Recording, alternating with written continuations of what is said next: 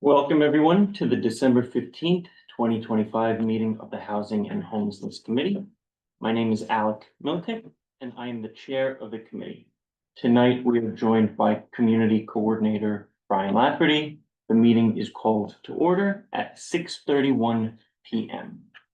As a reminder, New York State law requires all committee members who are not able to attend the meeting in person to have their cameras on and their first and last names displayed from the time the meeting is called to order until the time the meeting is adjourned.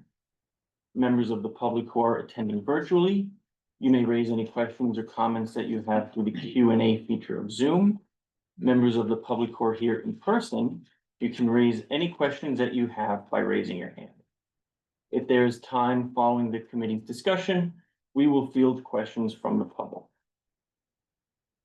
We will need a volunteer to take minutes tonight. If you're able to take minutes, please let me know. I should do. Thanks. Thank you, Eric. We will now take attendance by roll call. Brian will conduct the roll call. Thanks, Alec. When I call your name, please say present. I'll announce if there is quorum. Kyle Athai. I don't see a Kyle. Liz Burr. Here. Thank you. Eric Goldberg. Here. Great. Thank you. Sandra Lepta. Don't see Sandra yet. Alec Militek. Present. Thank you. Rich Mint.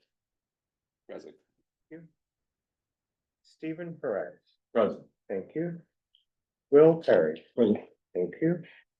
James Vera. Present. Thank you. Jerry Weinstein. Present. Thank you. David Woods.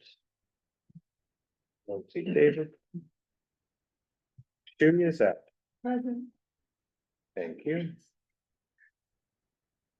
Good evening and welcome. So with 9 of 12 members, we have a quorum. Great.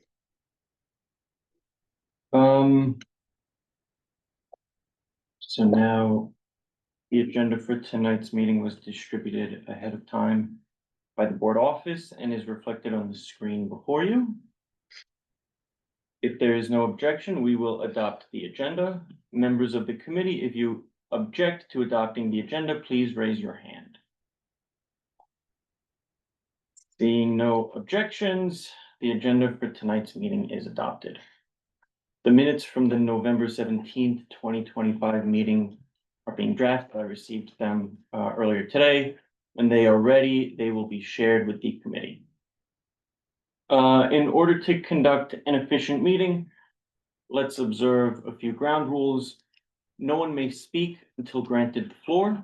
Committee members who are here in person, if you have a question about committee business or wish to make a motion, please raise your hand and I will identify you so you may speak. Committee members unable to attend in person, if you have a question about committee business, you may raise your hand through Zoom and I will identify you so you can speak. All committee members, it is extremely important that only one person speak at a time so that members of the public watching at home can understand what is being said by each committee member. The chat function for committee members present via Zoom should not be used for committee business or questions about agenda topics. All such remarks should be made on the record by raising your hand through Zoom. Chat should only be used to alert us to any technical difficulties you are having or to state in writing information like an email address that was already stated aloud on the record during the meeting. And with that, we can commence the committee business. So first item on the agenda is the topic that was brought up at last week's full board meeting. The Land Use Committee discussed it as well as voted on a resolution regarding this bill at last month's committee meeting. And I believe in October, George James, who's here with us this evening, presented to the Land Use Committee about sort of the intricacies and the wherewithal of this legislation and how it relates particularly to housing in the built environment. So with that, George, thank you for being here this evening. I'll hand you the floor. That's great. I'm glad to be here. Thank you for the invitation. I am going to share my screen if I can. All righty. So yes, I was at, I think it was October when I was in front of your land use committee to talk about this. And I was asked to brief your committee as well, but to also update it. I was asked the Friday before the Monday to give the presentation to the land use committee. So all of my materials were for a different community board. And so to make it more real to your community district, I spent a little time to update the materials so that it is specific to your community district. But the first part is exactly the same. So Faith-Based Affordable Housing Act is a bill to create a state law, and state laws can override local zoning. And it overrides zoning in a few ways, but in Manhattan, this section, which I will read, is the most consequential. If the development site is located within 800 feet of a zoning district that permits a height or density for residential use greater than what is otherwise permitted in this paragraph, then the city shall allow residential buildings on the development site up to the maximum height and density permitted in such zoning district. And so the following, really most of what I'm going to talk about is what these words would mean on an actual development site in Community District 6. But first, before I get into that, some context to how we do build form and zoning in New York City. And most of the city's built form is defined by buildings of different sizes based upon the width of the street. And I'm going to say something you all know instinctively if you don't know it actually, is that when you walk down the avenues, you have very tall buildings, and when you walk in the mid-blocks, you have shorter buildings. And it's a pattern that's repeated over and over again. High buildings on the avenues, smaller buildings on the mid-blocks. And this pattern, it's absolutely no accident. It is created by zoning. And it has its origin back into the 1916 resolution, where the 16 resolution used street widths to determine at what height a building must first set back from the street. Most of the city, most of Community District 6 was a 1.5 district, which meant that if you were on a 60-foot street, you could go up 90 feet before your first setback. If you were on a 100-foot street, you could go up 150 feet before your first setback. And essentially, the wider the street, the higher the building could be at the street line. And the 1961 zoning resolution added specific districts, but they were also responsive to street widths. And so what you very often see are these patterns of long, skinny districts, right? Where you have one district mapped on the avenue and one district mapped in the mid-block, essentially being responsive to higher densities on avenues, lower densities in the mid-block. And in fact, in 1985, when the city adopted the brand new contextual R8B zoning district at the time, DCP wrote, "Mid-blocks form enclaves within the larger community and offer quiet refuge from the busier avenues.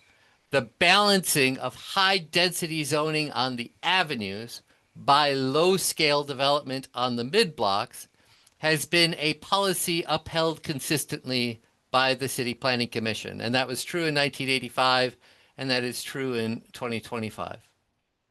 And so if faith-based becomes law, the R8B site in blue here could be developed as if it had a C28, which is an R10 equivalent zoning.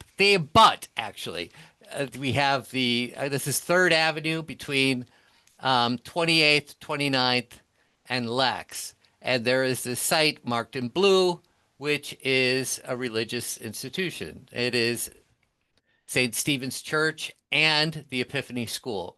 The zoning lot is marked all in red here on this map on the right. This is taken from the landmark designation report because the church is an individual New York City landmark. My understanding is that it closed some years ago, but from photographs, it seems like the church is still used, at least partially, by the neighboring Epiphany School, which is located on the same lot. The on 29th Street, there's a rectory and an open area. And if you took it all together, this zoning lot would be over 38,000 square feet. Again, it has these three buildings, the church, the school, and the rectory. The zoning lot would be marked in red here. If this were to be redeveloped. And again, let me be clear before I even go further. This is all hypothetical, right? I have no idea whether anybody wants to redevelop this or not. I just picked this out because it's a site where this law could apply. It's the only reason it's here. So under current R8B zoning, this site could be developed as follows. R8B is a contextual district, 4 FAR contextual district with a 75-foot height limit. And so I'm going to go back. You can see the rectory gets replaced with a small building. The school stays, the church stays. This is how it would be built out with all market rate units. If there were affordable units, you might see something like this because you could get a little taller. If you mix some affordable units into the building, this is under current zoning, right? This is what you could do now with UAP and 20% affordable with, provided within the buildings. So under faith-based affordable housing, the avenue zoning, the R10 zoning could be moved to this site. The entire site could be zoned with a 12 FAR district. And unlimited height towers are permitted in this district. And we'd probably see something like this, where you would have multiple uses on the site, where you have a market rate condo. You have in the base replacement of the school. You would then have your residential affordable building, which would be a rental on 28th Street, where the school is now. Of course, it could be reversed. There's no reason it has to be like this. We could have the market rate building on 28th Street. But essentially, this is how you would get your affordable units, affordable rentals, and market rate condos. When you see that, you have them typically in separate buildings because they're much easier to do that way. And it should be said is that, right now the way the avenue zoning works is that if you have these high density, mostly residential buildings on the avenues, you have to use tower on base rules. Tower on base rules require that 60% of the floor area of the building be underneath 150 feet in height. And effectively it limits the rules, the bulk rules limit the size of the building to about 33 stories, roughly 32, 33, 34. You wouldn't have those rules apply here because this is a mid-block site and those rules only apply if they are on a wide street. And so you could get your 1,000-foot condo building, which is in many places very attractive. You wouldn't be able to get on the avenue. And to be very clear, we're using rather conservative assumptions on this. I had been working on this other building, and if we use just the same assumptions that they use in this other building proposed on 14th Street, you would end up with a building that was nearly 1,200 feet tall. Also, faith-based exempts development from environmental review. Quoting the act, no environmental impact statement for a residential building shall be required if it conforms with the provisions of this section. Just because there's no environmental review doesn't mean that there won't be environmental impacts. It just means that they won't be disclosed or planned for or mitigated. This is just one example, because this is not what it's entirely about. But, like, for example, the Secret Technical Manual requires studying impacts on sewers for large zoning changes because, quote, the city's sewers are sized and designed based upon designated zoning for an area. And the use of New York City's water and sewer system is as of right. And if new developments require new mains or expanded sewage treatment plants under the faith-based affordable housing, the city just must provide it after the fact. There's no way to plan for it or mitigate it during the process because there's no environmental impact statement required for any of these. And you have to say that permitting private applicants to move zoning districts is contrary to home rule planning and local land use control. As we all know, the city of New York has recently made these enormous policy changes over the past couple of years to address housing capacity. Recently passed City of Yes zoning changes to encourage more housing and affordable housing. It is currently developing the Manhattan plan to add 100,000 new units to Manhattan, and I was told that that plan is coming out before the end of the year. It's passed major neighborhood rezonings and are planning to completely transform neighborhoods. Long Island City, Midtown South, these major rezonings. It adopted fair housing plan and will develop housing targets for each community district as a part of that plan in the coming year. It has implemented charter changes that would expedite ULURP and exclude council from decision-making in community districts with the lowest rate of affordable housing production. And the state of New York has already passed 485X to subsidize affordable housing. And you know, a question I have as a planner is how does faith-based fit in with any of this, or does it? And the best answer I can have at best is it's unclear, that they seem to be largely independent from each other, but I'm not 100% sure of that. And then finally, the last thing I'll say is faith-based would take the power to make land use decisions from the local jurisdiction and then give it to a single class of developers. And people can legitimately think, and I think this is an absolutely legitimate way of thinking about this is that even in an emergency, everything must be done, including changing how land use decisions are made. However, faith-based benefits accrue to a single class of developers, which by definition do not primarily do housing.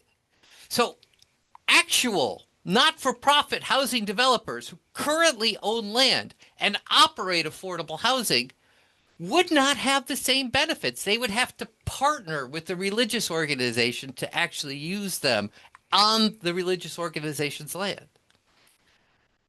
Corporations that would be most able to quickly produce and manage affordable housings on their own land are explicitly excluded because they are not religious organizations. And so the question is that we should all be asking ourselves as New Yorkers, should the state intervene with faith-based to move land use controls from local jurisdictions to religious corporations to facilitate the construction of mixed income housing? That's all I have.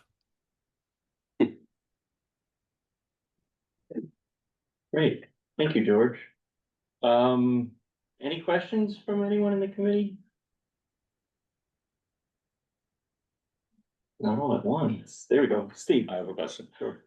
Does state law always trump or take precedence over local zoning Yes. in New York? Yes. So very often you see the MTA or the EDC do a project that is contrary to local zoning. Very often they try to comply with local zoning when it makes sense. but they don't have to, and so they can overwrite it. Um, there's a project along the Queens waterfront, which is they never rezoned. It was a state-sponsored project on the old Long Island Railroad land, and it's still zoned M3 with apartment houses all over it. Yes, Shreya. You mentioned that this one, the Faith-Based Act doesn't maybe it doesn't overlap with any of the housing plan which we have just passed. And my question is that why should this one be overlapped or work with other plans? And what is the problem if either of them just work separately? Oh, they can work separately. I think as a I personally am an urban planner, and typically you like to actually plan for your development that's going to happen, and you want your policies to work together and not in conflict. And and so when you develop, the city's been doing all of these really aggressive, meaningful policy changes, and you just want them all to be working together with each other. And this is a state effort, right? And this is a separate effort. And I just wonder if it's been considered and how it's been considered. Like, for example, the city is going to be developing these housing targets where every single community district is going to be given the amount of housing and affordable housing it is expected to develop within their community district over the next 5 years. And community districts are supposed to be developing plans to uh, reach those targets. Well, how does housing, if this passes, how does that fit into that? It doesn't fit into that. Do we at least count towards that? I don't know. And really, it's just not clear how this all works together to me. Okay. Yeah, two questions. Who, who makes the profit on this? Does this go to the religious organizations? Does it go to the whoever? That's part one. The other one is, I think one of the issues comes up is that this is a faith-based, therefore there's a separation of church and state, and this violates that separation. Is that going anyplace? So there's Oh, two yeah, on separate. this, sorry. On the second question, I don't know the answer to that. I'm not a lawyer. I'm not like, yeah, I've heard questioning about effectiveness of the, is it constitutional or not? But I can't really comment on that. As far as who makes the money, is that there's an expectation that the religious organization has to stay involved at least as a part owner. But my expectation is that there would be a partnership that would meet with whatever goal that they have in mind. Like if they really want to do affordable housing, they'll probably team with affordable housing developers, not-for-profit affordable housing developers, and do 100% affordable housing, which you can do. I mean, that's the biggest problem for not-for-profit housing developers is finding sites, right? The land is so expensive, it's really hard to do that. And if that's their mission, then there are many great developers they could team with. If their mission is to make money, they probably team with different developers, right? And it doesn't preclude them from taking either path. So what we've done here is we put our little developer hat on, and we thought, wow, you could have a super tall in this area in the mid block. So that means that you have great views north south from low floors because, the mid blocks don't have tall buildings or very many tall buildings. So we were like, this site would be maximized in terms of its value by building a building like this. But if the Catholic Church wanted to do all affordable housing and work with a affordable housing developer, they could do that. It would not look like this, right? This is a very, very expensive building form. If you were doing all affordable housing, you would do nothing like this. Thank you. Will.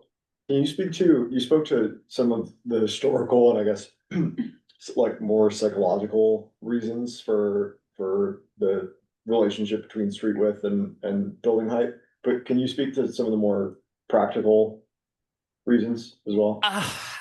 Yeah, I mean, the idea is that you have more light and air based upon the width of the street, right? And so the narrow little streets, so Greenwich Village is still zoned R6 for the most part, right? And it's because the streets there aren't even 60 feet. A lot of them are 40 feet, or, they're very, very narrow streets. And so because the streets are narrow, there's not as much light access to the sky, as they call it. And so they has lower density zoning. The avenues, because they're 100 feet wide, and also the wide streets, right? So the wide crosstown streets are likewise zoned, with the higher density zoning. It's because they have more access to the sky and more opportunities for light and air. It's really, that's it, right? It's that, and also the historical reasons, which, it in many ways defines the last 100 years of development in New York City, or at least in Manhattan. Now, I will say that some of the outer boroughs, when they painted the zoning districts, they just entire neighborhoods were R6 or R7.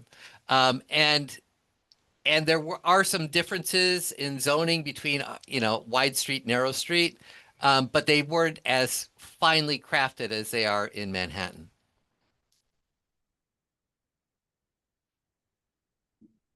Yeah. Um, Oh, who will decide which developer the specific religious organization will team with? I'm sorry, can you repeat that?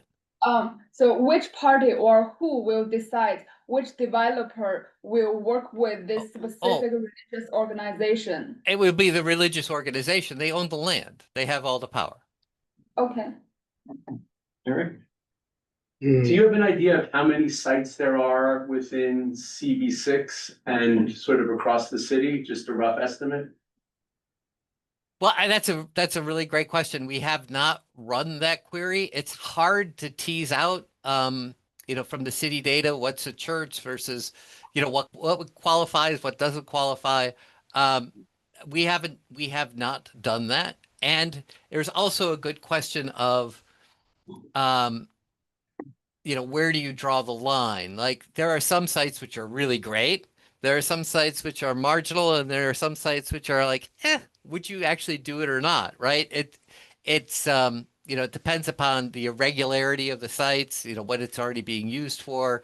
But the way it works in Manhattan is that every site, at least in community district 6, 8, 7, 5, could be rezoned to an R10 equivalent, simply to how we've mapped our zoning districts, because we map high density on the avenues, at least in the Manhattan core, and low density elsewhere.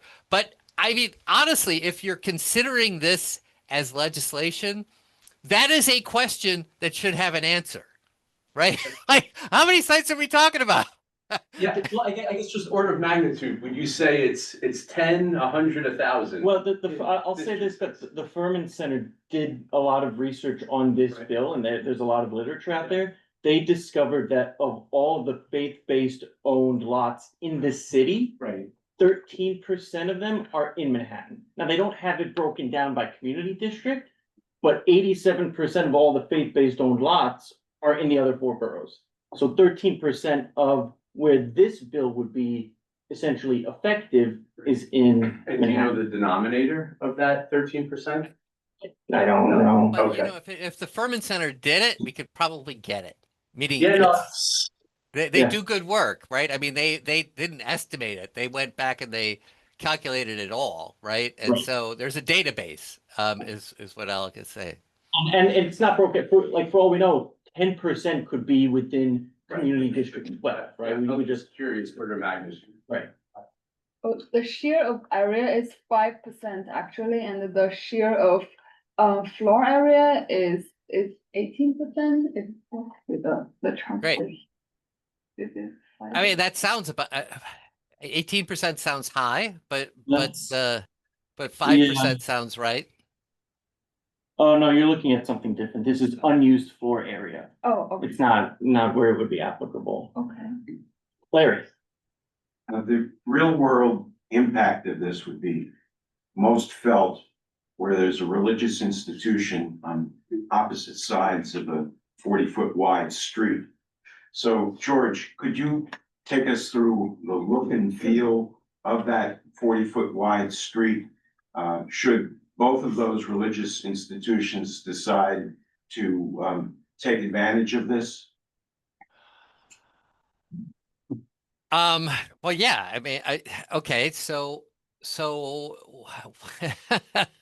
I mean, if you had a site on had two religious institutions on either side of the street, Okay. that's what you're saying, right? Is that well, that'd be absolutely transformational, right? Because if you have a narrow street in Manhattan, typically it's like an R8B or an R6, like in Greenwich Village, which essentially limits the development to usually no more than 4 FAR, and tenement-sized buildings, right? You know, typically tenement-sized buildings, 5, 6, 7 stories, something like that. And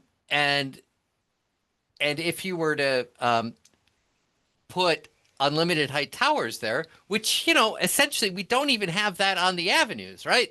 We have on the avenues, we have the tower on base building form, which limits the height. This is like a kind of contrary thing because this zoning is very rare in the mid block. We don't have the same bulk controls for it. And so it just seems to like it would be a dramatic change in the character of those streets because you would have, you know, a 700, 800,000 foot buildings on either side of them, depending on the size of the lot, right? In the site that we had in Community District 8 that I showed the Land Use Committee, it wasn't as good of a site. It was also called St. Stephen's on 82nd Street on the Upper East Side. But that one was an interior lot and it wasn't as big and it only got to 700 feet. This one, we could easily get to 1,000 feet just because it's a much bigger site and it's a through lot. George, I was thinking about Lower Manhattan Oh. prior to 1916, where you have the narrow streets and what they at that time called the canyons of Wall Street. But those buildings are nowhere near the height of what we're talking about here. And the situation was so oppressive that the sunlight never got down to the street that they enacted the zoning resolution in 1916. By comparison, the look and feel of that and what you're describing here is exponentially worse, is it not?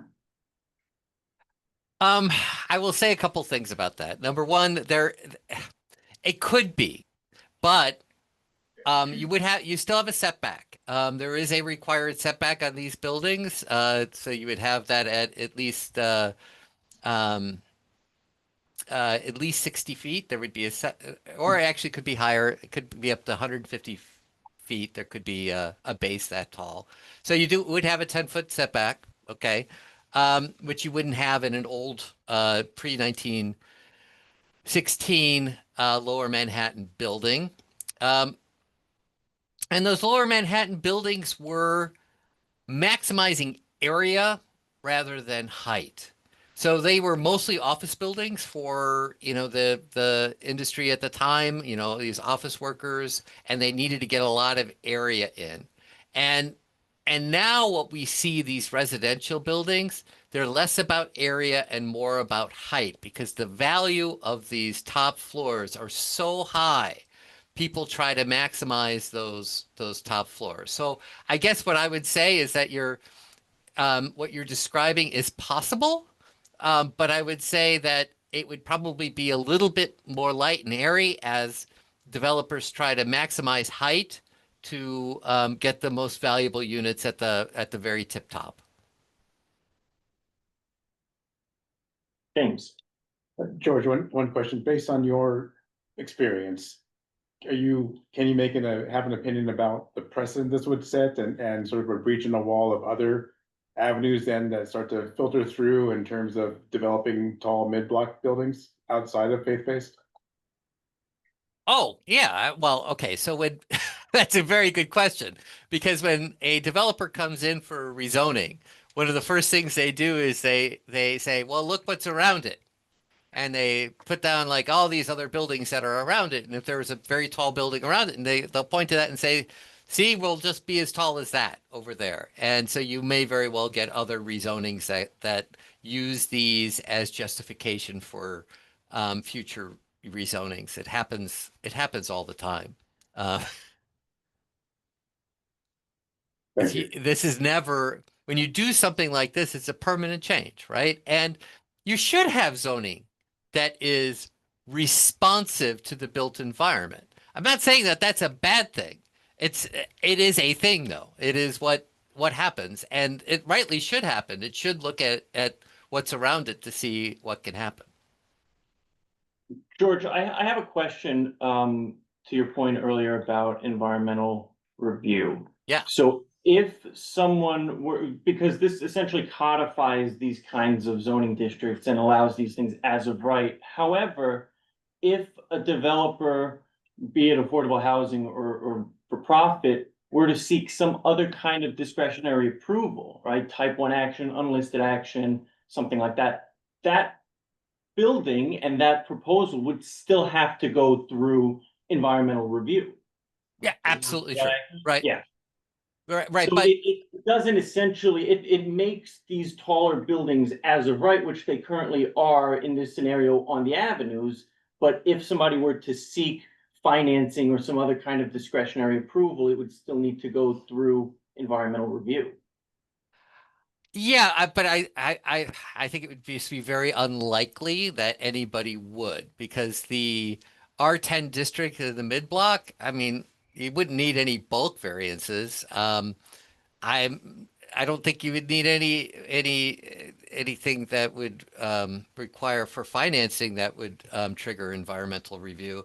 You might need a special permit for use, or I just, it's possible that someone would seek it, but one of the real advantages would be you could get mid-block R10 zoning and you don't have to go through ULURP or do an environmental review. I mean, it's very attractive. And so I don't know why you would ask for that by seeking some sort of discretionary approval when you got maybe 90 or 95% of what you want.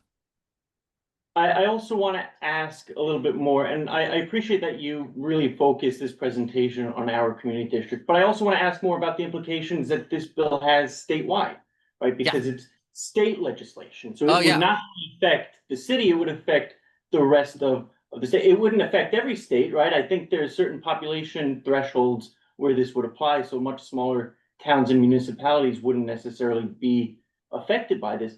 But It applies everywhere, but there are different rules that apply at other places, right? I mean, so this is very Manhattan focused, right? And then there are different rules in towns and villages and cities depending on population size, if I recall correctly. Sure.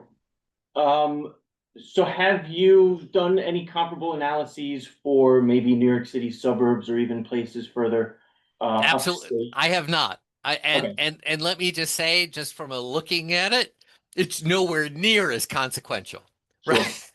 In terms of like what it's gonna say, what it's gonna give, like, and the way zoning works in the villages and towns, it's very different than how it's mapped in New York City. They don't have 10 FAR districts, right? This is not a kind of thing that really exists elsewhere, and so they have. Rightly so, they have different rules, right? And they should have different rules. It's and I didn't really spend a lot of time with them, but I just looked at them and I went, well, that's not a very big deal compared to Manhattan. Sure. And I will also say that it's going to be much less consequential even in Brooklyn and the Bronx, because of the way the zoning districts are done there. They're not as rigid meaning again, you have wide areas zoned the same way. And so it's not going to have the same effect. Go ahead, Steve. So the bill purports to deliver affordable housing. If I get the gist of what the bill is, titled, but my question is, how much affordable housing is expected to be delivered from something like this in Manhattan? Great question. So it's a wonderful question. But the minimum it needs to produce is what's done by MIH, right? So that's between 20 and 30%, depending on the level of AMI. And that's the minimum, and they could go more, right? And I know that some of these will go more, right? But I don't know how many, right? Are we talking a handful? Are we talking 50%? I don't know.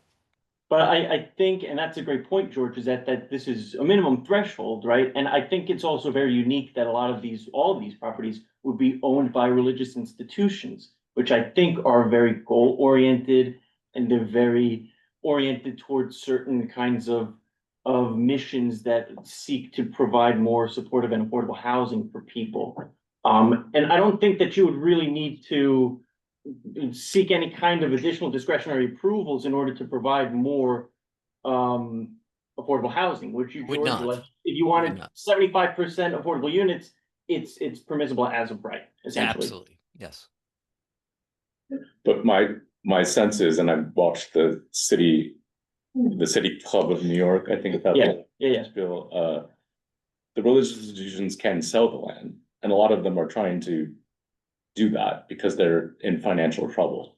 I don't They have to know. remain involved. Yeah, Oh, so really? it would probably I'm just assuming, but it would probably be most likely be a 99-year lease, in which they probably ask the developer to pay them some sort of money up front, and then at the expense of, when the 99-year lease expires, then it would, who knows what would happen after that. But that amount of money would be based on how much money is being made by the developer. I mean, the developer would probably provide a pro forma or some sort of financial assessment in order to rationalize and justify the purchase price for the affordable or the religious institution. One of the religious institutions that came up at the land use meeting, though, was Trinity Wall Street, which I don't think its mission is to provide affordable housing, and they own a huge amount of property. So I'm not sure that's always the case, that there's a benevolent attitude by some part of the religious. But I also think that's an outlier, right? That's one of the many thousands of other religious institutions that exist in this city that do have mission-oriented goals. No, I think it's only 13%. Like, we're talking, I think we're really focused on our district. That's, I understand, but and Manhattan, and so unfortunately Trinity Wall Street is in Manhattan. Trinity Wall Street is It's a not. very wealthy church, and there are lots of way more reputable churches in this city. And I also don't think that they own any property in our community district, do they? No, but they own Right. quite a bit in Manhattan. Okay, They own most of Lower Manhattan. sure. I mean, but that's a fair point, but as I said before, they are one of the many thousands of other religious institutions that exist in the city and state that would benefit from this and would further advance their mission and their goal. Any other questions? So we have a question in the Q&A, Sure. and I see also a member of the public has their hand raised. Okay, let's go to the Q&A question. Reshma asks, can you discuss the fair housing plan you mentioned in the presentation? The federal government is slowly dismantling the Fair Housing Act. How do you ensure that the religious institutions will not discriminate against people who don't follow their moral code, like members of the LGBTQ plus community, or someone who is of another religion? Okay, I can talk a little bit about the fair housing. So the questioner is correct that the federal government is getting out of fair housing, but the New York City's city council has stepped up and required New York City to have a fair housing plan. It was the first version of it was written while the federal government was involved in it, but it was updated in 2025. It was just adopted in October of 2025, if memory serves. And it's essentially builds upon the fair housing plan that was developed in 2020. And it's essentially a plan that will hold the city to account, that it has all of these housing goals, but it needs to keep the housing fair, equitable, and accessible by everyone. And I can't get into the details of the plan. It is still relatively new. It is out and adopted. So I encourage you all to look for Where We Live 2025. And it was published by HPD. You could even have HPD come to your community board or your committee and talk about it. They've been doing that, and it's good. It's a good piece of work. The one thing that I had some concerns with was with the idea of the city coming up with uh, goals for every single community district and then telling you what your goal was. And I thought, that's not a good idea to tell the local people what you should want, and that you should actually be involved in developing what those housing goals are. That was my one comment on it when I commented on the fair housing plan. But I encourage you all to read it. It is substantive. It is not something that they gave lip service to. And if you have further questions, you should invite them in. And regarding the other question regarding, if religious institutions are involved and LGBTQ plus communities, I can't really comment on that. It's above my pay grade. It would seem to be a problem, but I'm not really sure.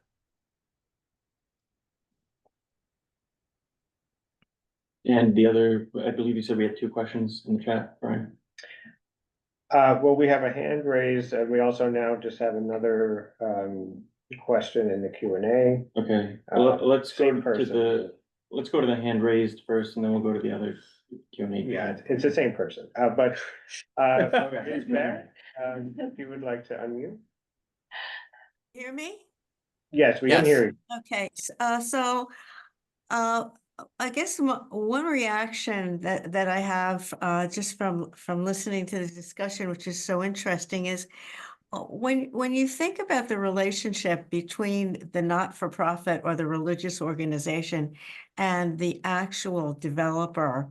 I've been involved as a not-for-profit developer with a lot of for-profit developers in order to build a bigger building. And more or less, the for-profit side wants to control the transaction. And it might not look that way, but they do, because, that's their business. And so the not-for-profit will get a developer's fee, and then they'll get affordable units. But it's very tricky. I don't know if any of this is mandated in the law, but you may or may not get the affordable units that you want for a very long time. And my question is also, is there a requirement for how long the units have to stay affordable? Okay, so my understanding of the law is that it needs to follow the minimum needs to be what is required by MIH, mandatory inclusionary housing. They're borrowing a lot of that from the city, and that MIH is permanent, has to be there. It's registered on a deed restriction that says that as long as there's housing on the site, then these units need to be affordable.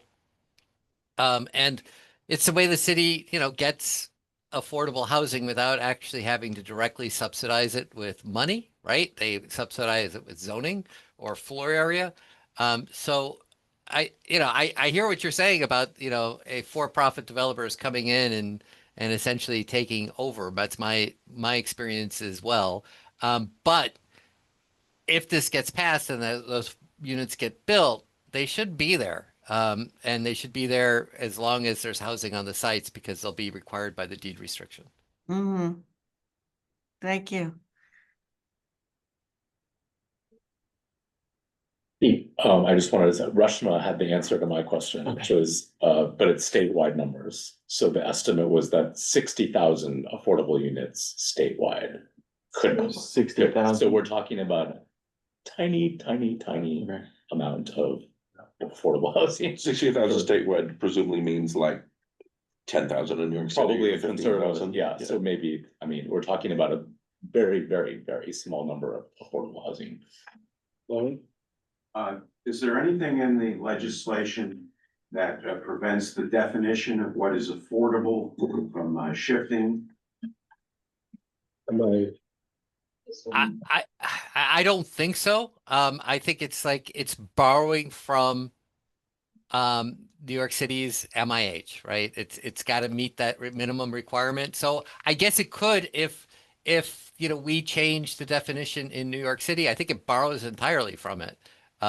But once it is locked into the deed restriction, I don't think it can change from there. So it can't, you know, after you build it, it can't go back and change it.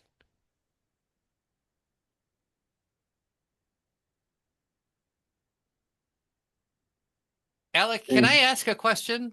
Yes. So, you know, when I was going through this, you know, one of the things that really struck me is that you know, New York City is lucky in one way. We have this incredible environment of not-for-profit housing developers and managers who operate an enormous amount of affordable and rent-regulated housing in New York City. And a lot of them own land. A lot of them own the buildings. A lot of them have open spaces on the buildings they have. And I guess I was wondering if why was the decision made to, like, if anybody knows, I'm very curious, why was the decision made to focus in on religious institutions as opposed to actual not-for-profit housing developers who might own land that they would happily develop themselves? Does anybody like have any insight into the legislation and how it was determined that it was this one class of developer that would get the benefit and while others wouldn't? I'm not sure, but I think last week Assemblymember Boris came to our committee, or not our committee, excuse me, our full board. And somebody actually asked him that question and he didn't really have an answer for that either. I mean, he deferred to the sponsors and the legislators who drafted this bill to get a better understanding of why only faith-based organizations would be affected by this, but I don't have an answer and I'm not sure if anyone else does. Well, based on my working experience, and I feel that the purpose for the Faith-Based Act is not only to provide more housing, it is also a way to help the religious properties.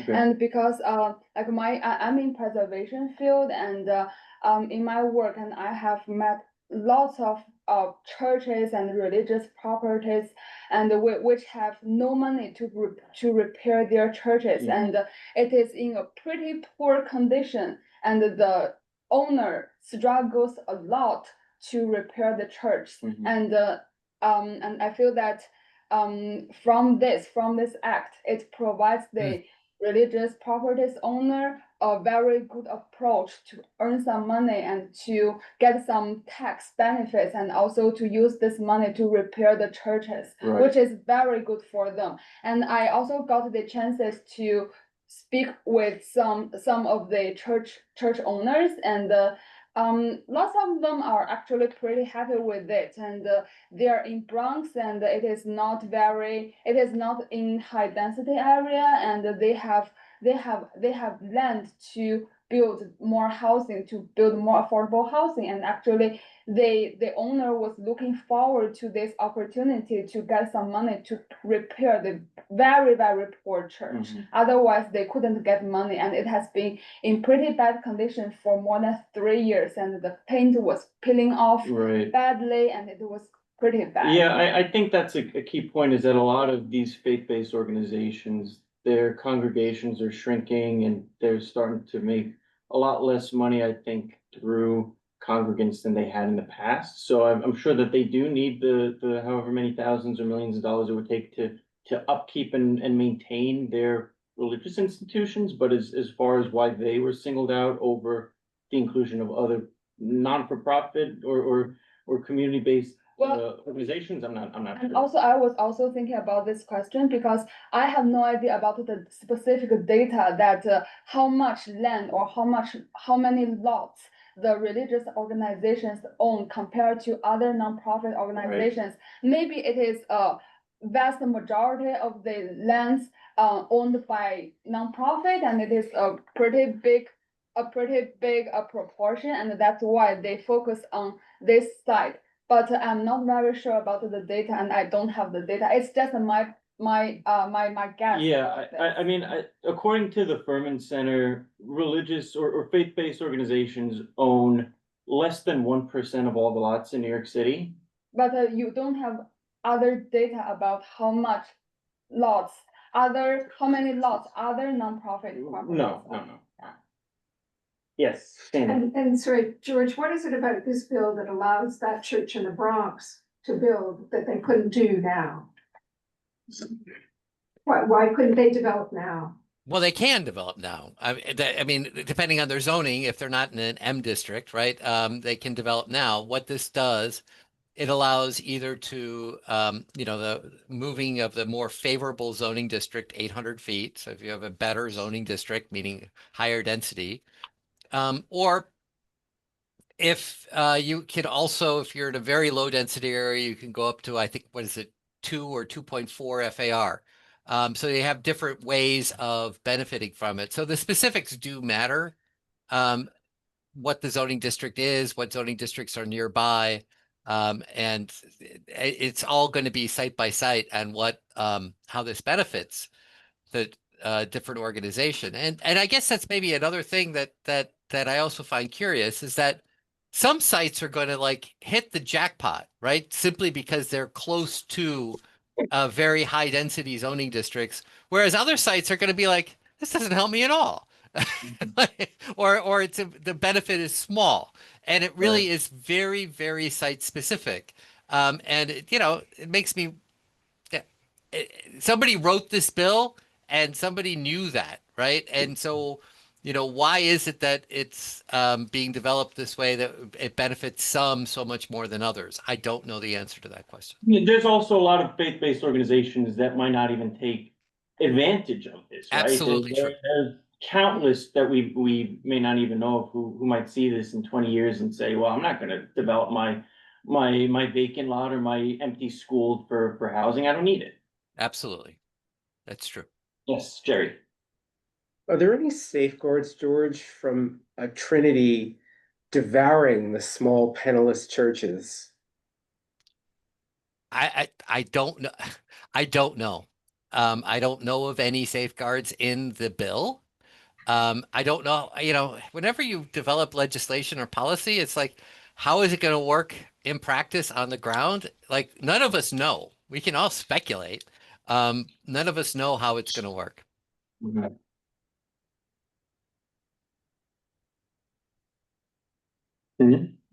Okay. Thank you, George. I think that's everything for this evening. We really appreciate it. But before we go, George, I do want to say something. As I've made clear on the record throughout my time on this community board, I am an urban planner. Yep. And I became an urban planner through you. A number of years ago, you represented the community. I forget which community, but it was on the west side of Manhattan about this proposal, 200 Amsterdam, way back when, before it was even developed. And I was a young staffer for an assembly member who represented the area. Yeah. And you gave this fantastic presentation, and you were, as everybody saw here tonight, you were concise and clear and very kind and answered everyone's questions honestly. And I left that meeting saying, I want to be like George. So thank you, George, for inspiring me to pursue planning and for the countless other individuals out there that I'm sure you help every day. Thank you for saying that. I mean, I remember you and from that time, but I did not realize that it changed the path of your career. Yes. It's touching. Thank you for sharing that. Yeah, thank you, George. And with that, have a great evening, happy holidays, happy new year, and I'm sure we'll be in touch. And if there's anything more, just reach out directly. It's no problem. Okay, thank you. Bye Thanks, now. George. Thank you. All right, so with that, so as I mentioned at the top of the meeting, this legislation was discussed in past land use committees, and the land use committee last month also drafted a resolution which was voted upon.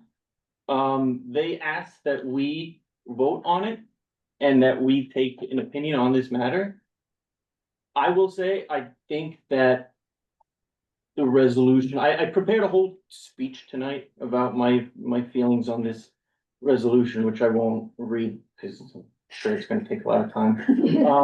But I have a lot of feelings about this resolution, and I made that very clear at last month's land use committee.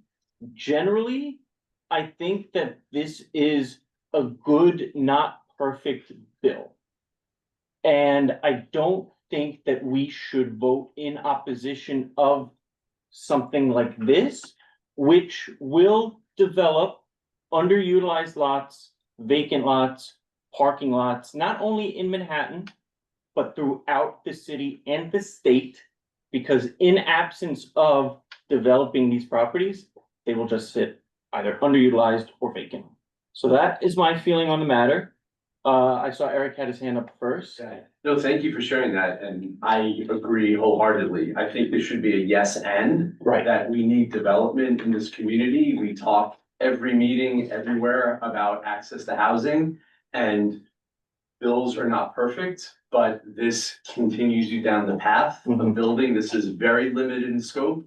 And when you create opposition to such limited interventions, it just shows overall that you're reluctant, to embrace housing and the impact that it'll have on everyone in the community. So to me, this is yes and legislation as opposed to like sort of no but. Right. And that's why, sort of I'm uncomfortable with the way that this is. And I think there was also a little bit of confusion at last Yeah. month's meeting because we couldn't really decide on what we were voting on, right? Some members of the committee said, well, we oppose this legislation, so therefore we're gonna vote in this. But some others read the intricacies and said, well, the way in which it's written, it just seems like we're coming out and voting in opposition to this bill entirely. And I agree with you, Eric. I think that, the housing solution is not a one size fits all solution. This is a way in which we can move the needle, but there are also, I think, a lot of reservations that we may have with this legislation that I think we should be considerate and also maybe include in the resolution. Sandra. Yeah, I am opposed to this because it strikes me as I was opposed to City of Yes, because what it develops is mostly market rate housing with a throw-in for affordable. This one even opens up, there isn't a control on whether we're talking about single studio apartments, there isn't a control. So I don't see it being any different than development that was really being proposed in City of Yes, which did not represent the needs of our, of the citizens of the city. So on that grounds, I'm completely opposed to it. Okay. Steve. Yeah, I mean, I was going into this, I'm always for affordable housing. However, this particular way of getting affordable housing, it's almost like, it reminds me of the casino, right? Like take the casino because it's gonna give you affordable housing. That's what this is saying. It's basically saying there's gonna be no zoning whatsoever. Give away all your rights to any kind of reviews. We can do whatever we want. And by the way, you're not getting any affordable housing out of this. It's gonna be like a minuscule amount. And what do we get for it? Giving away all of that to get nothing in return. I think it's almost as bad as the casino, in my view, in terms of, and you can say, fine, CB6 was against affordable housing because we were against the casino, but no. Like this is basically saying we're ripping up all city planning, there's no urban planning anymore, only to get like a few dozen affordable housing units, which by the way is based on AMI for the entire city plus Westchester County, which is that really affordable? I mean, we've always come to that, right? So if this were something where it was like really geared towards, we're gonna develop 100% for, 20-40% AMI, and it's gonna be very, people who are unhoused, like, it's gonna be that kind of a really impactful thing, then it would be worth maybe saying, fine, let's consider giving away all of our rights to any kind of planning or zoning, but this is gonna open Pandora's box because of all of the problems that we do not foresee yet, that have not to mention the environmental, the sewage, the transportation, or whatever needs to come with it. So I think it's could be a disaster. And I agree with you that it is a good but not perfect plan. And I feel that the general direction for this is good because we need more housing and we have lots of unused lands at the religious properties, and we also the religious properties also need money to repair their properties. And I think that the direction for this one is good. And but this one should come with more details in terms of if this is in the high density district or it is in a low density district. And also I like other people, and I feel like this income requirements are so high, the bar is so high, like maybe it is not affordable, and they should adjust the income requirements, and they should specify where it is located. James? Just to be clear, religious organizations can make money off their properties now. It would be for profit, it would be market rate housing, but they can still do it if they really wanted to. If they're in that dire need, they can sell the property. The church on 33rd between First and Second did that. Now there's an apartment building there, and they have a smaller church that fits their shrunken congregation, and it kind of is what it is. So I don't buy that this is sort of helping them that much, because they can make those decisions now. And the risk of setting precedents mid-block for large towers that then just grow more large towers would be devastating to the fabric of the city. Jerry? I like what Joan said, that the transaction power is with the for-profit. And until we address that and the stream, whether or not it is these partnerships that a faith-based organization would have, why not privilege nonprofit housing would be a way to think through. And I mean, again, with not reinventing the wheel, I would love to go deeper into the legislation that's pending or passed around the country and see who has grappled with this, with the outcome that we seem to share. And I think to your point, Jerry, there is a lot of other comparable legislation throughout the country. I know California recently passed a similar bill like this. I'm not so sure about the specifics, but I do believe that some other states have included additional kinds of organizations in that legislation. Eric again.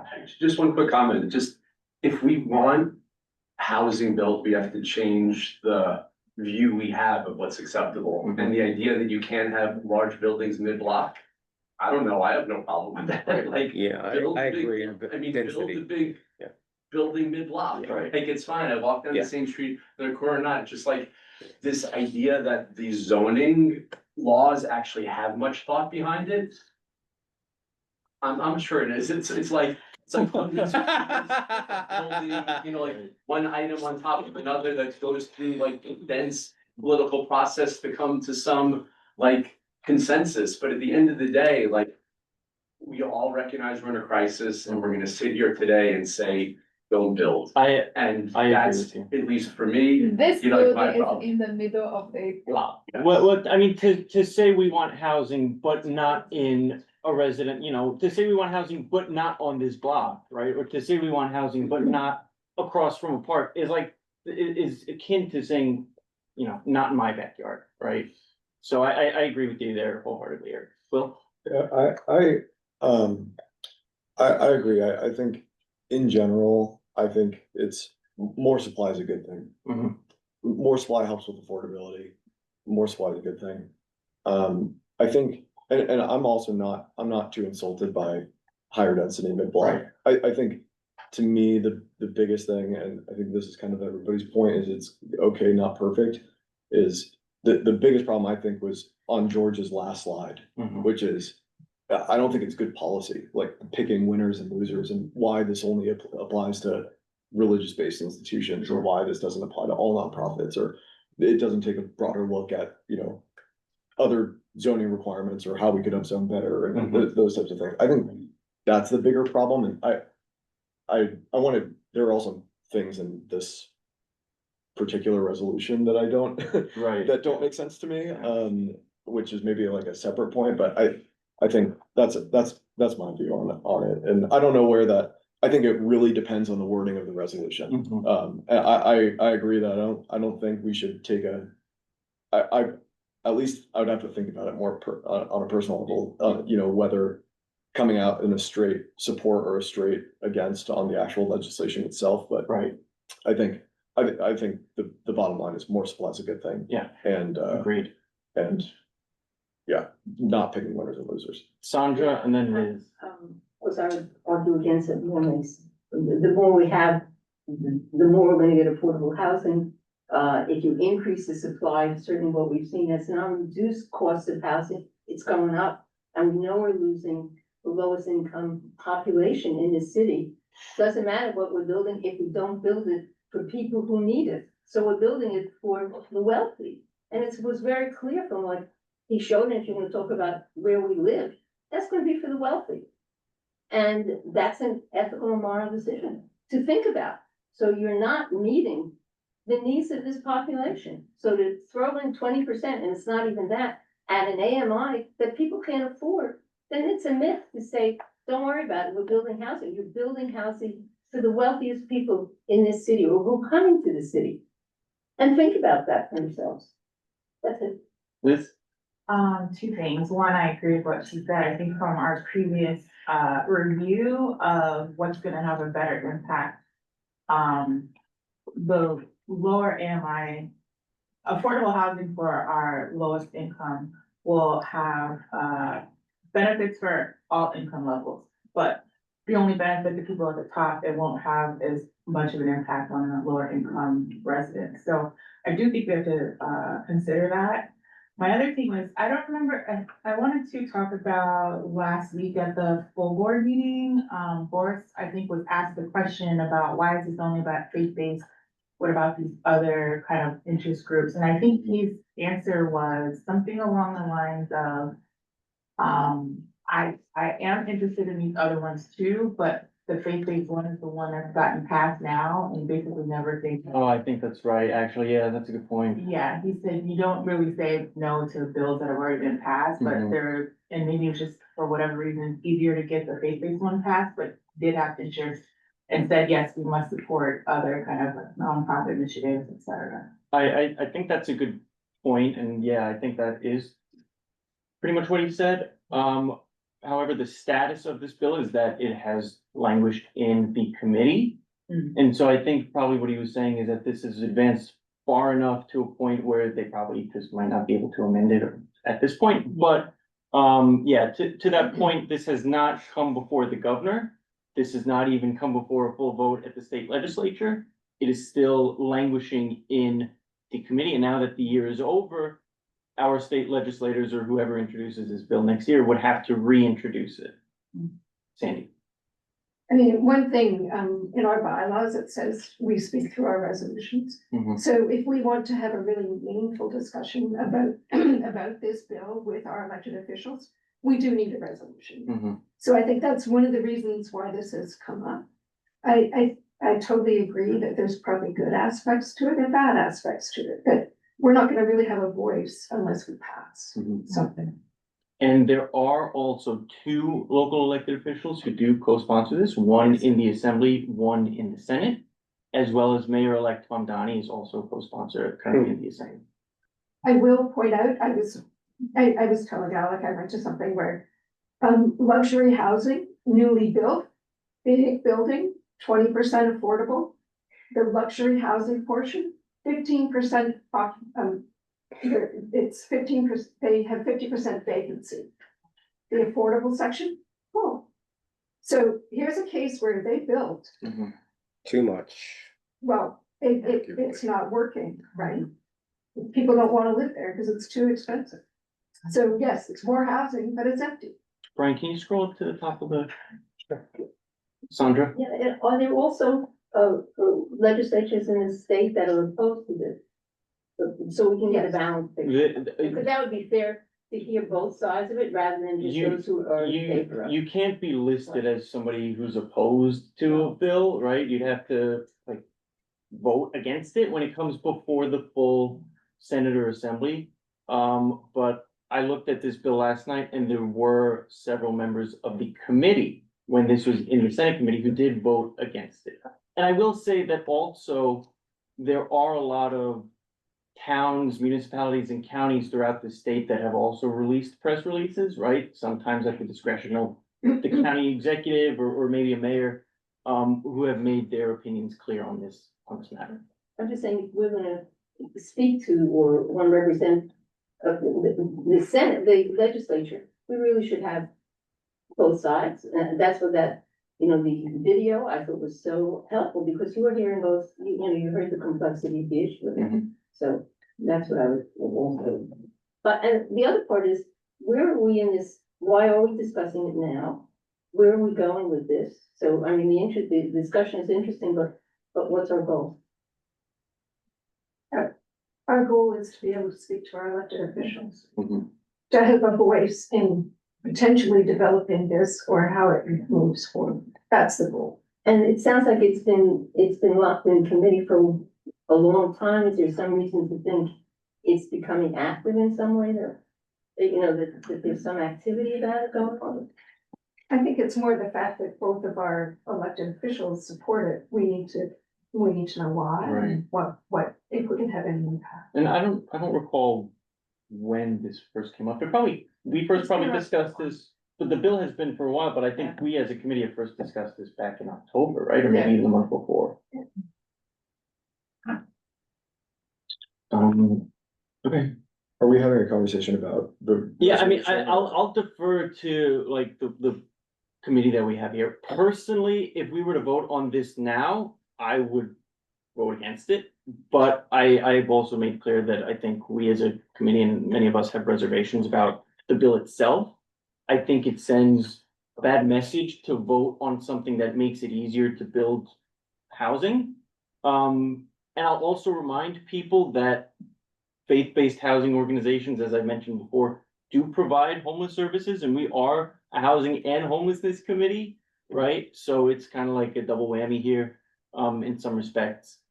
But I will defer to all of us. Personally, I would, if we were to vote on this now, I would vote against it, but I also think that it's really important to talk about it, refine it as a way in which we see fit and comfortable, and then perhaps take it up maybe next month or sometime in the future. There's no sense in urgency, as I mentioned before, the governor's not gonna sign this into law, it's languished in committee and they'd have to reintroduce it next year anyway.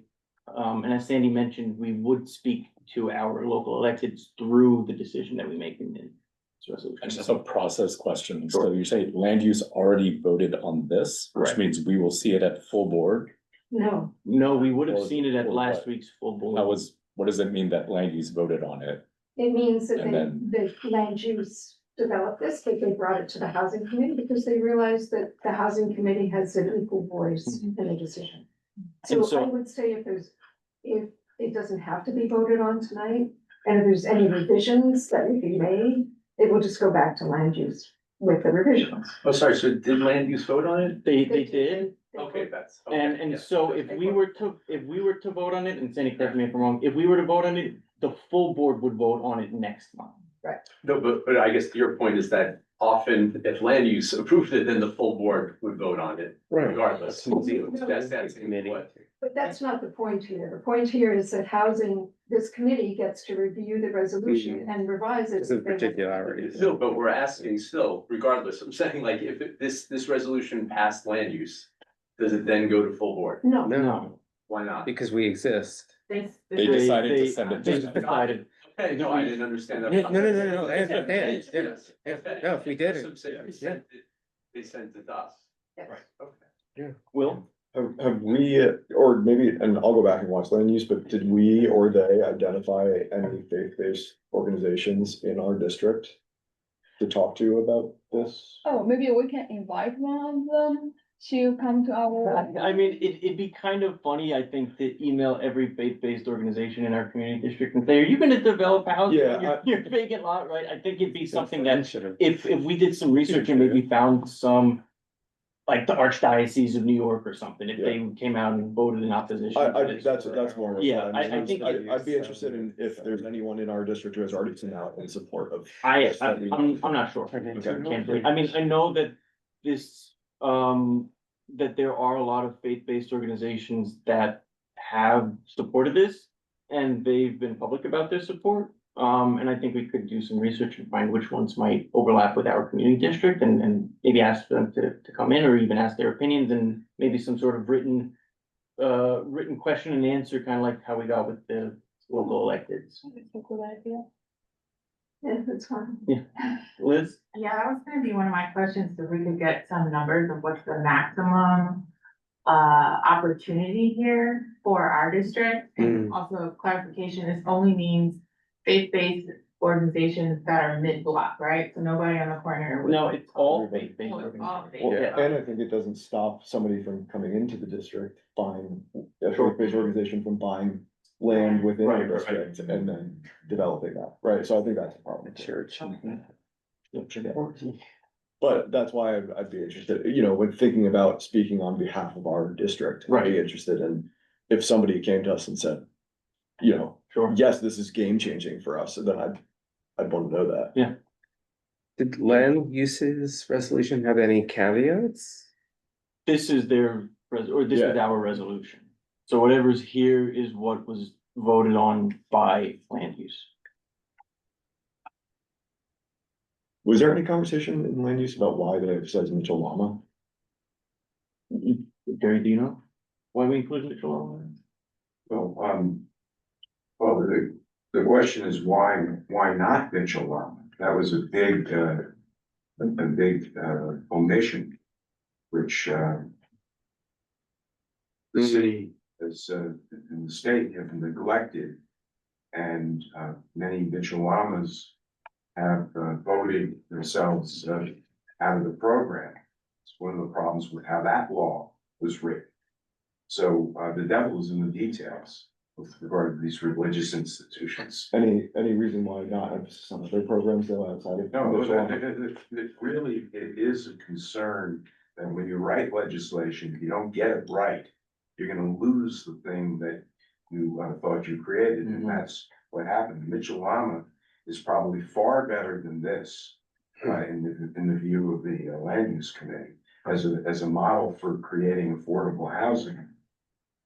I think some things at the land use committee last month, there was some confusion over kind of direction of where this resolution was going, right? And I think this resolved section is in relation to Mitchell Lama is a good point. So I think that's just something to keep in mind. Yeah, Well- Priya and then Sandra afterwards. Oh, so in terms of the scale, I personally have no problems with the fact that it only applies to the religious properties now. Because like every policy and every plan needs time for the application and we need to know how it works. Like TDR, transferable development right? And at first, it only works on landmarks. It wants to help the landmarks to do something, but gradually it expands to more properties and it is now pretty widely used and I feel like for this one, it can be the same situation and we test the religious properties first and works pretty well and in the future we can expand it to other nonprofit properties. I'd just like to expand a little bit on the Mitchell Lama. Mitchell Lama came about at a period of time where the creation of this kind of housing applied to 100% of the units being affordable. And for the last several decades, the thrust has been, let's create a maximum return on our development, and we'll throw in a few units to make it appealing so that we can get the thing passed, but the thrust has never been to create 100% affordable housing. And this legislation is an example of that. Sandra, I assume you both were on the land. I'm on my. yeah, So maybe it would be nice if you could, you don't have to do it tonight, summarize what the discussion was about there, so we can understand how they got to this. Yeah. And watch the video.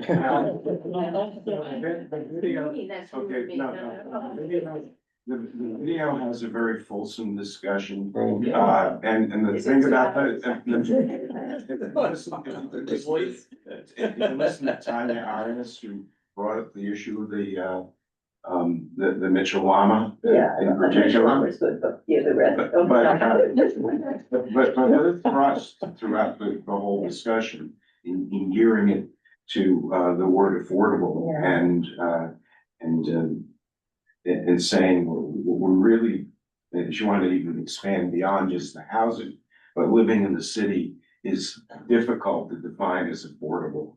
Housing is a major element of that, but we have other parts of it as well. And so I commend the video to anybody who is interested in thinking more deeply about this. And you know, hopefully you can take away some gems that were reflected in this resolution and understand the context in which they arose. Certainly, you bring up all of the concerns, maybe there's concerns about it, and then come up with the, Mitchell, I was just, that's another thing here, yeah. The land use committee, as much as this committee is interested, as I've said to Alec, in maximizing affordable housing in the city. So it's just a question of, you know, what tools should we use that are most effective? And we came to the conclusion that this is a pretty poor instrument, a blunt instrument that does more harm than good.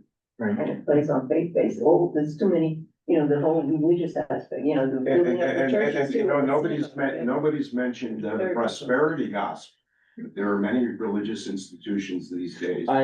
I think that we can continue this. We're kind of getting sidetracked, Larry and Sandra, we can continue this online, but I think, and if this is sort of the general consensus of the committee is, I think that what we can do as a committee is work on this resolution maybe between now and next month, and then perhaps revisit this with language that we think might make a good bill more perfect, that might address some of our acute housing needs and housing issues. And maybe fine tune it in such a way in which I think we'd all feel comfortable, because right now it seems like we're split as a committee, and I think that's fine, right? It's great to have differing opinions, but I just wouldn't feel comfortable voting on something like this that I think is counterintuitive to our affordable housing and our homelessness goals as a committee and as a community board. And I think that this needs to be worked on. Yes. With what you just said, the real talk for Alex and whomever is that the reasons why it's bottled in committee? Because it's so imperfect that people are split down the middle, wanting housing, but not wanting the consequences of this legislation. Who's gonna work on this? I'll work on the resolution. I'll do it. I'd be more than happy to do it. Do you want to? Sure. Will and I can do it, and then I guess, would it have to go to land use again, or can it just come before us next month? It can come before you next month, you vote, and then it comes to. You guys were before them.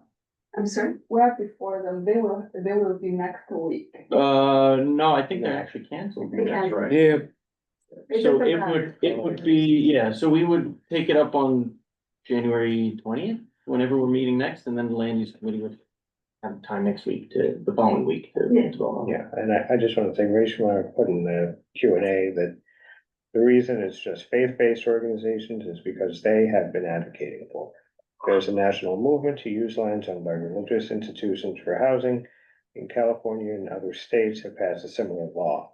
They call it the YIGBY movement. Yes. California has not-for-profit as well. Yes. New Jersey just proposed the same law. Yeah. And one thing that I will say too about our New York State legislation with this is that we are one of only 2 states to actually codify really multi-unit housing on these space-based zone organizations. So even though others in other states can develop housing, affordable housing, it's not required that they can develop multi-unit housing. So we're unique in that regard, but yeah, I think that there's a lot of this bill, from my understanding, is influenced by what is proposed or passed in other states. And I think that'd probably be important to look at too, but What do you mean by multi-unit that? multi-family, Right, as opposed to what, single family. so others are only supporting single family and only. In all other states except New York, there is no requirement to provide multifamily housing on faith-based on organization. Oh, on faith-based, for faith-based, I can't say that they.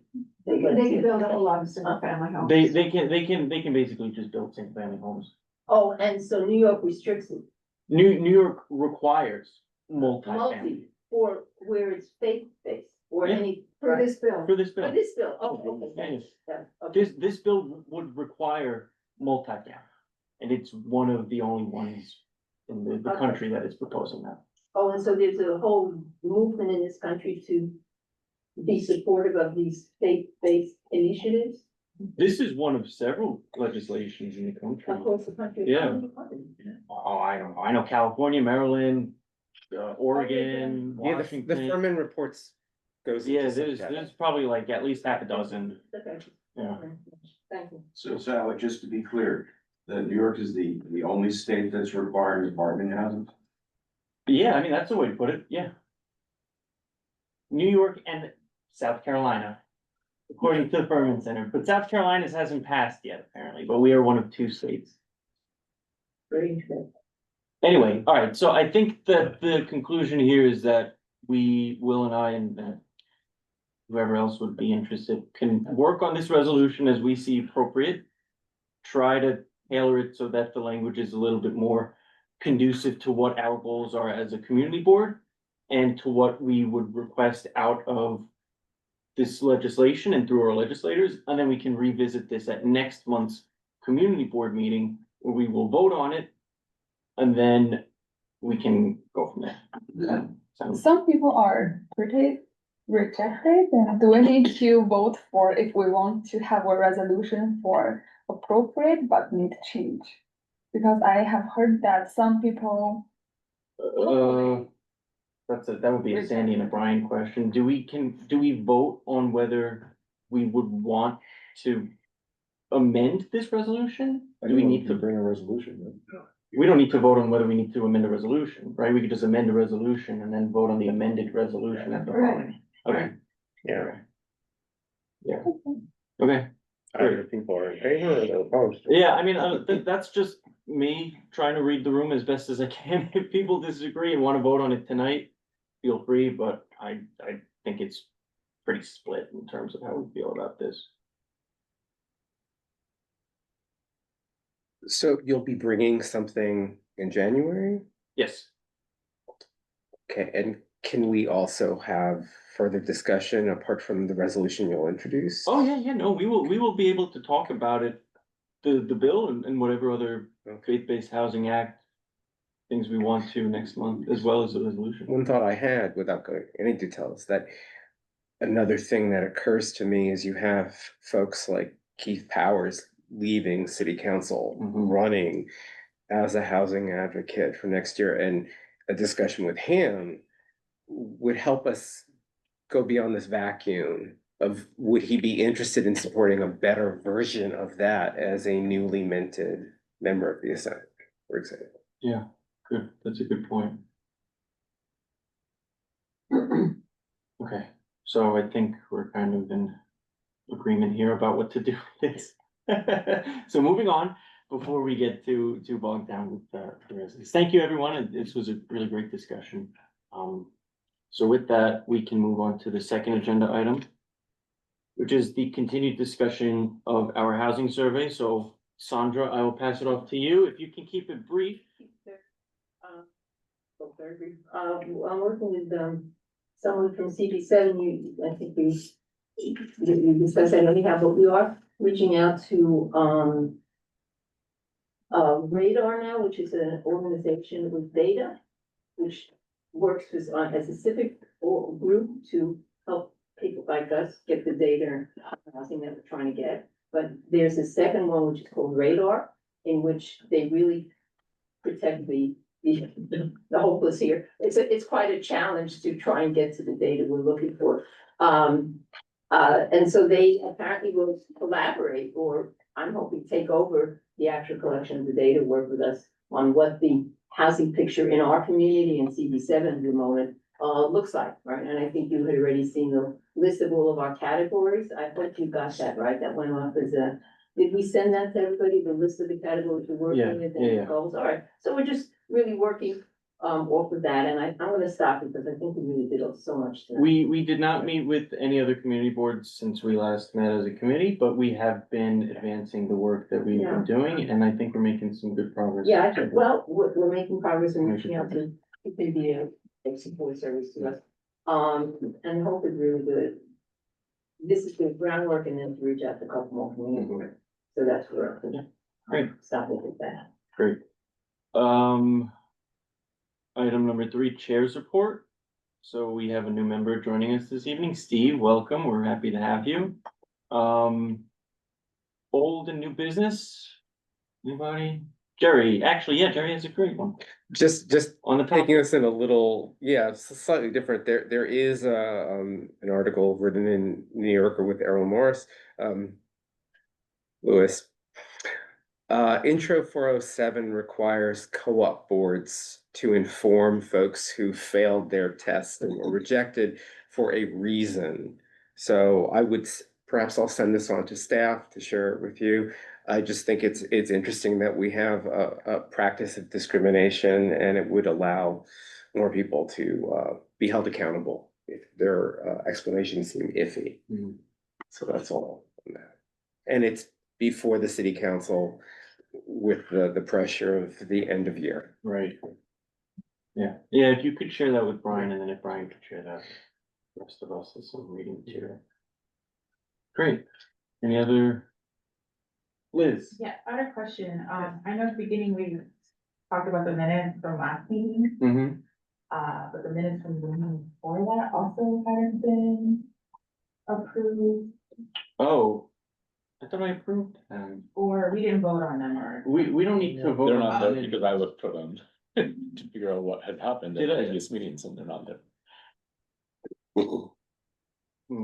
Well, that might just be, We might want to track down who wrote those minutes. might be accidentally. Months ago, last. And I do, you did share them with me and Brian, Yeah. so I wonder if maybe I didn't give Brian my approval. I think we need to, no, we approved the minutes last meeting, did we, Brian? I don't remember, I'd have to check the meeting. It's just One thing, there's been a lot of presentations on open data Mhm. that have been very good. I think the group, whoever would be interested in it should show up at some, or, attend. So I can send them on to Brian, who can just distribute them, but they have quite a number of them, lots to learn. Yeah, so you have. I do. Yeah. Sorry. Okay. I will communicate with Brian on approving those minutes so that they can be on the community board's website. I apologize. All right, and with that.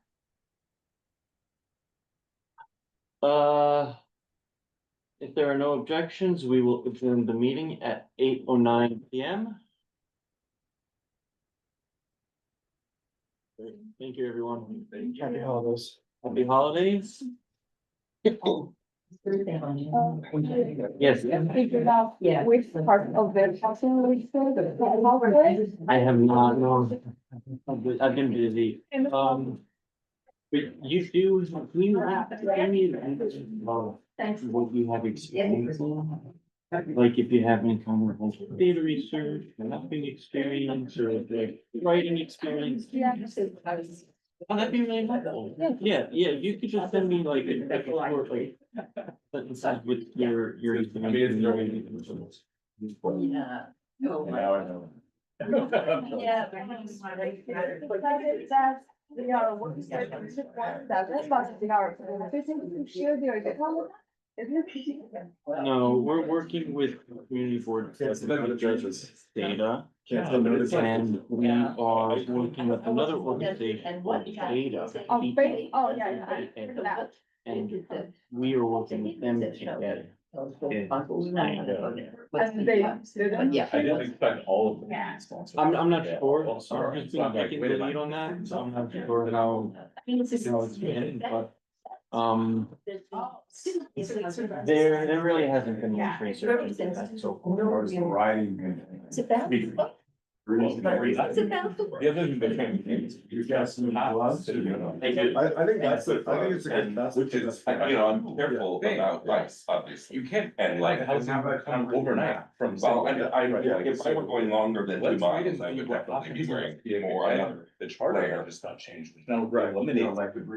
Yeah, that's why we don't. I have one of those, electric vehicle guys. That's what I think. One of them, Part of and that still is- like. One of these, and